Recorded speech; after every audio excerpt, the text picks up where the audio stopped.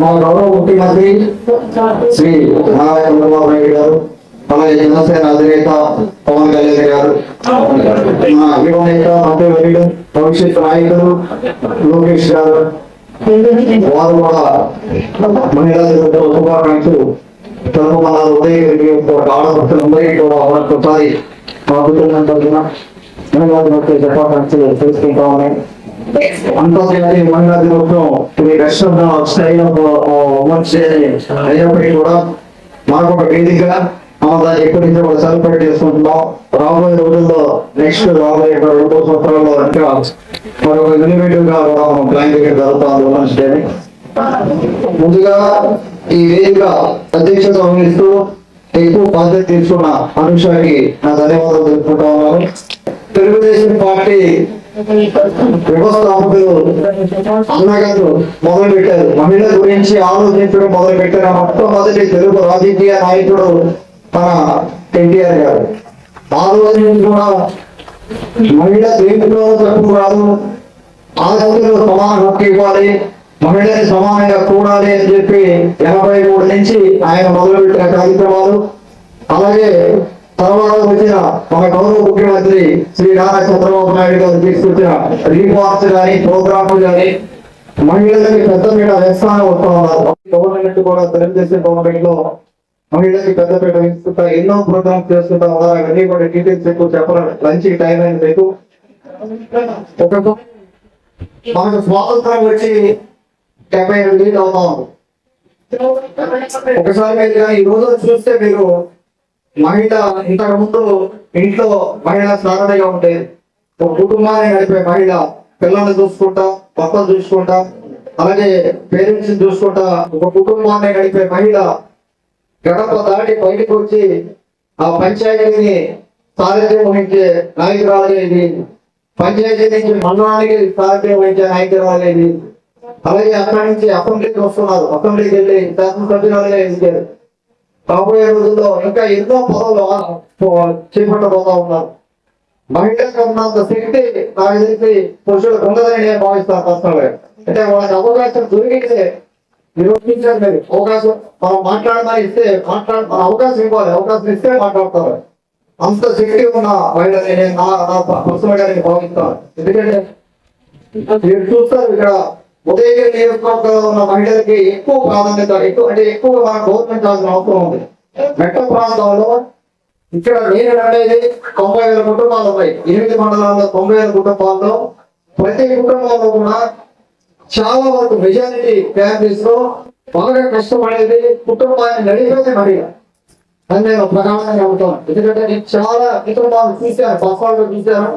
Kakinada కాకిపూడి first నడిపేటప్పుడు కానీ తర్వాత ఎమ్మెల్యే అయిన తర్వాత కానీ చాలా కుటుంబాలు పలకరించడం జరిగింది, వాళ్ళకున్న కష్టాలు చూడడం జరిగింది. ఇన్ని చూసినప్పుడు ఖచ్చితంగా వాళ్ళే ముందుండి డిసిప్లైన్ ఫ్యామిలీ నడవడం కానీ పిల్లలకు అండగా ఉండడం కానీ జరుగుతూ ఉంది. మీరు రోజు చూస్తే పేరెంటింగ్ కూడా ఛాలెంజెస్ వచ్చినాయి. పేరెంటింగ్ ఇప్పుడు మేము చదువుకునేప్పుడు మేము చిన్నప్పుడు ఉన్న పేరెంటింగ్ కాదు, పిల్లలకు పెంచాలంటే ఛాలెంజ్. ఛాలెంజ్ ఎటువంటి ఛాలెంజెస్ వస్తున్నాయి. ఆ వచ్చే ఛాలెంజెస్ కూడా ఎక్కువ శాతం ప్రధాన చేసుకొని పిల్లల్ని ముందుకు తీసుకెళ్లేది అమ్మాయి. ఈ రోజున కూడా ఉదయం నేర్చుకోవడం అదే పరిస్థితి ఉంది. అంత బాధ్యత తీసుకొని మనం ముందుకు వెళ్తా ఉన్నాం. నేను ఎలక్షన్ లో పోటీ చేయక ముందు 10,000 జాబ్స్ మనం క్రియేట్ చేసుకొని ముందుకెళ్ళాలి. ఉదయం నేర్చుకోవడంలో మహిళలకు ముందు మన ప్రాధాన్యత ఇవ్వాలనే ఉద్దేశంతో మనం ముందుకు వెళ్తా ఉన్నాం. ఇండస్ట్రీస్ వస్తున్నాయి మాకు. మండలంలో ఇండస్ట్రీస్ దాదాపుగా రాబోయే రోజుల్లో ఇంకా ఇండస్ట్రీస్ ఎక్కువ వస్తా ఉన్నాయి. 10,000 మహిళలకి 10,000 మంది మహిళలకి మనకు ఉద్యోగాలు కల్పించుకొని ముందుకెళ్ళే పరిస్థితి ఖచ్చితంగా వస్తుందని నేను భావిస్తా ఉన్నాను.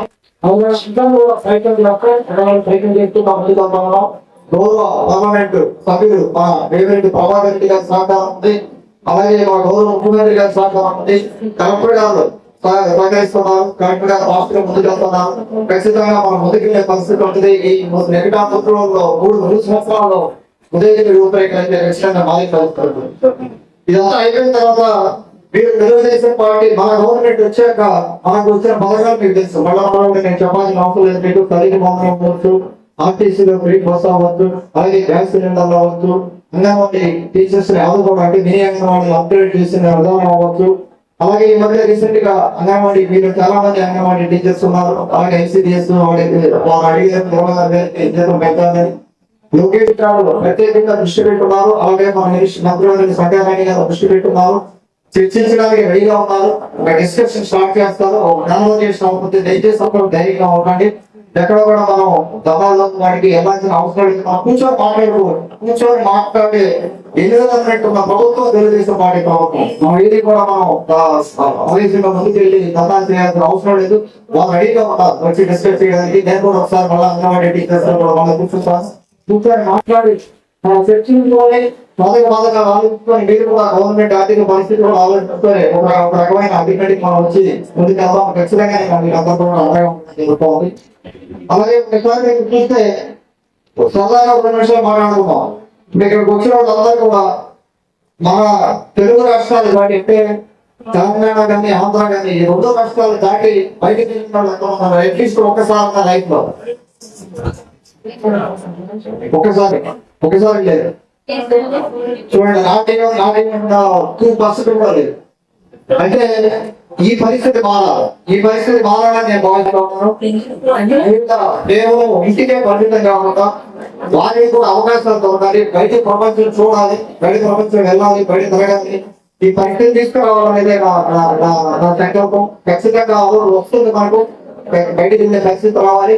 ఎంతసేపటికి 24/7 ఇంట్లో మనకి పనిచేయడం, పిల్లలు పక్కన చూసుకోవడం, ఈ పనే కాకుండా బయట ప్రపంచం చూసుకోవడానికి బయట కొంత నాకు కనీసం బయట వెళ్ళాల్సిన అవసరం ఉంది. వాటికి ఖచ్చితంగా నేను కృషి చేస్తాను. మేము అన్నిటి ట్రస్ట్ కొంత ట్రైనింగ్ ప్రోగ్రామ్స్ స్టార్ట్ చేస్తాం. అవి కూడా మనం కంటిన్యూ చేయాలంటే అవి కూడా చేస్తాం.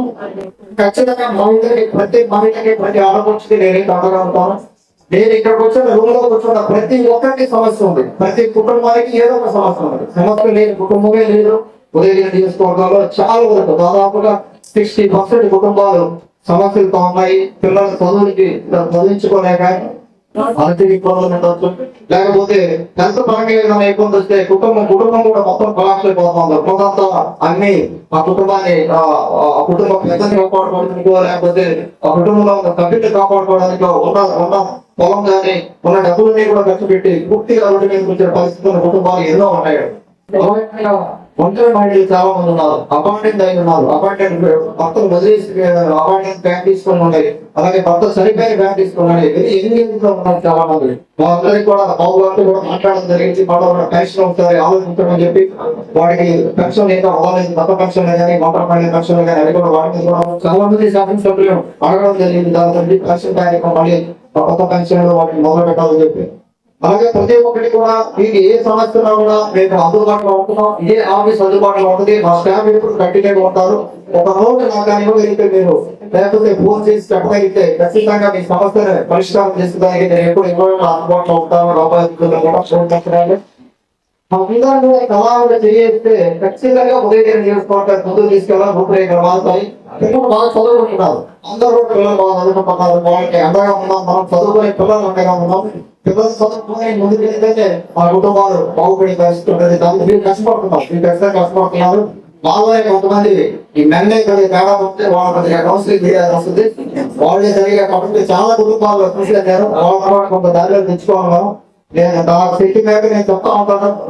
ఎక్కడికి వెళ్ళినా కూడా కొంత మార్పు వాళ్ళు కూడా వస్తే మళ్ళా కూడా వస్తే ఐదా ముందుగా తీసుకెళ్ళి ఖచ్చితంగా ముందుకు వెళ్ళే పరిస్థితి ఉంటుంది. ఈ కార్యక్రమాన్ని పెద్ద ఎత్తున అరేంజ్ చేసినందుకు వాలంటీర్గా పనిచేసిన ప్రతి ఒక్కరికి కూడా ధన్యవాదాలు తెలుపుకుంటా ఉన్నాను.